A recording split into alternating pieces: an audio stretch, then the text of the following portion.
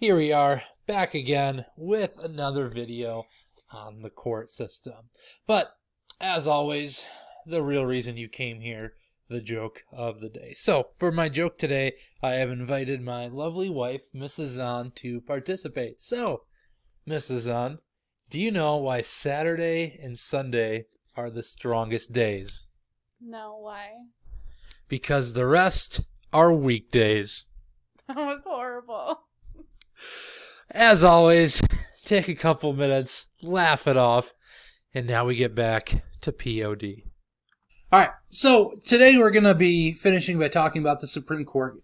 And I know when we had school, we were going to finish the court in about a day or two. But unfortunately with COVID-19, we have, unfortunately school's been canceled, and kind of our thought process at the time was, let's stop at the Supreme Court, let's go into personal finance. We thought that might be a little bit easier to set up a project to do for 3 weeks, and then we can get back to the court case. Hopefully with the quarantine being over and being able to get back into school. But as we know, Governor Burgum has shut us down indefinitely. So because of that, we're going to go and finish by talking about the Supreme Court today, the court procedures, and really why the Supreme Court meets. And then next week we'll start with criminal court and talk about the differences and what that's going to all entail. So the first one today is going to be talking about the court procedures. Now, really, there's 6 steps in a court procedure, and I don't have the first one written on here, but the first step is going to be a vote by the 9 justices as to whether or not they should be hearing a case. Now, we've been through this before, but in total, they generally hear about 80 cases per year. The Supreme Court has 100% control over what cases they are going to hear, and as long as 4 of the 9 justices vote to approve a case to be able to hear it, then they are going to be having the case. So, sorry, the camera's moving. My dog just walked into the table that I'm set up on. But anyways, after they grant what they call cert, they are then going to have the written argument. So the 2 sides that are going to be having a dispute here, generally with constitutional laws, say for example a freedom of speech case, both sides are going to send in a written legal brief, which is basically a legal document explaining why they think that they have a right violated, or why they think that a state law is valid and it doesn't violate the Constitution. But the justices, they read these briefs, and they kind of get a little bit of background information as to what the case is going to all be about, and you're going to see both sides kind of making the argument here. After that, it gets into the oral argument. The oral argument, they're generally very short. When the Supreme Court was first established, there was a rule that they shouldn't last more than 30 minutes. It's kind of like a gentleman's rule, but there was an individual who knew that he was going to lose the case, so he just spoke for hours and hours and hours, and then eventually they said, all right, enough is enough, and they want to set a standard. So today, really, most cases are going to be about 1 hour long. Generally speaking, each side gets a half hour to be able to make their case, which is pretty difficult because they only have a half hour to be able to explain why they think that they should win the case, or why one of their rights was violated. And during those 30 minutes, the justices can ask questions at any time. So the reason I think it's so difficult is you can have all these thoughts and all these examples you're going to bring up, and you would potentially have no chance to bring it up because the justices are going to be asking the questions during the half hour. Which it doesn't always take 1 hour. They are able to grant specific waivers, and in certain cases are going to be able to be heard a little bit longer. Like for example, in the election of 2000 of Bush versus Gore, when that went to the Supreme Court, they let each side have 45 minutes. And most recently, when Obamacare was first brought up, they were able to have each side get 3 hours to be able to say whether or not that law would be constitutional or not. So after that, after the oral argument, they then go to conference. And really what conference is you have the 9 justices, they get together in a room, they start off with a handshake, which is basically a sign of respect, a sign of solidarity, that they are going to have some disagreements, but in the end, they're trying to work to establish a good ruling. And that's really when they vote. and they vote in order of seniority. The Chief Justice gets to go first. They each get a chance to kind of say why they're voting for that. Discussion can be had.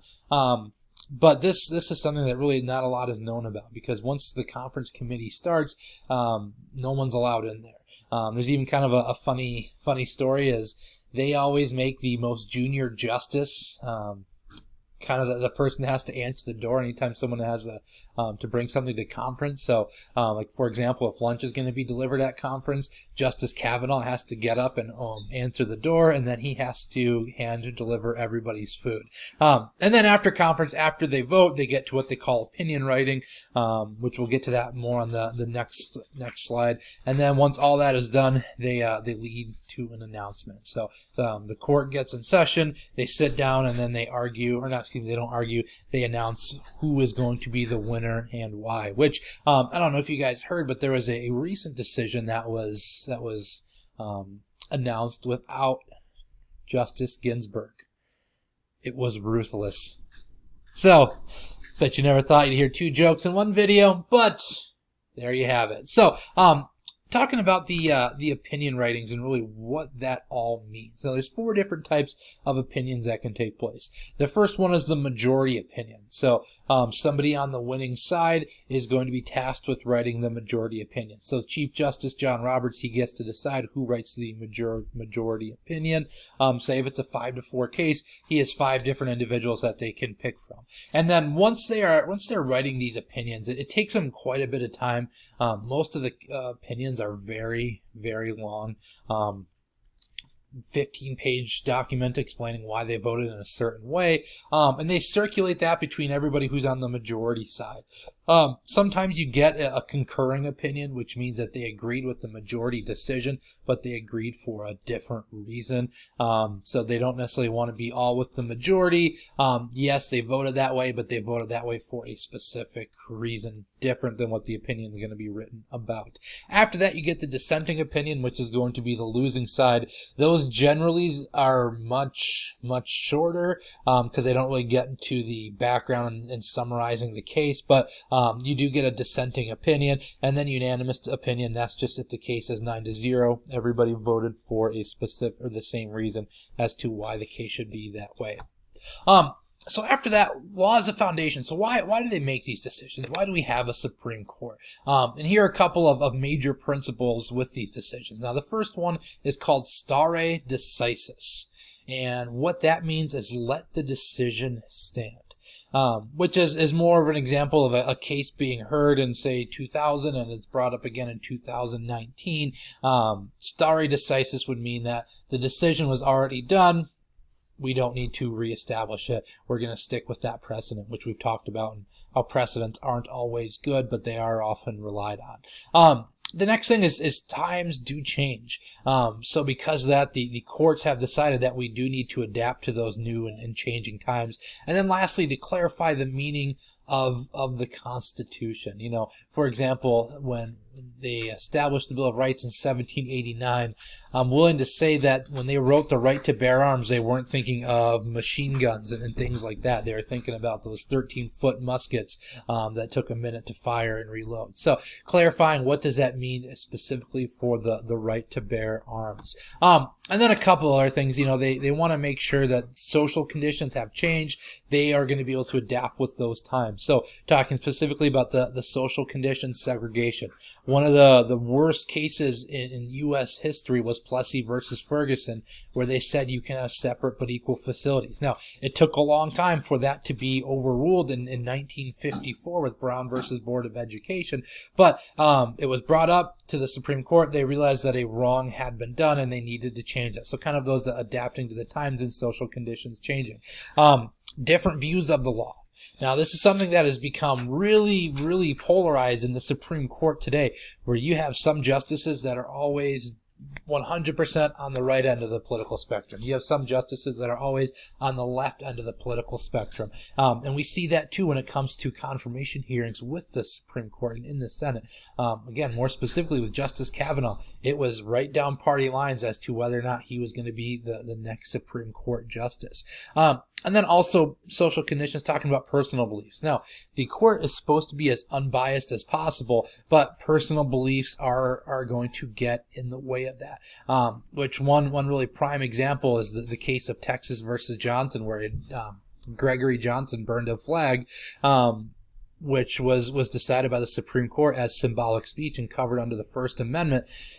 Justice Kennedy did not want to approve that decision, and he wrote that his personal belief said that this is wrong, but we have a Constitution and we must be able to stand for the First Amendment and have symbolic speech in there as well. So again, kind of talked pretty fast throughout the video because I don't want to drag it out and talk too long. Into what would have been normally like a 45-minute lecture talking more of other examples and other stories. But to end it, again, make sure we're going and answering the questions that I'm going to post on Google Forms so that way you get credit for the videos. And then next week, Monday, we'll go ahead and start with criminal courts and criminal cases.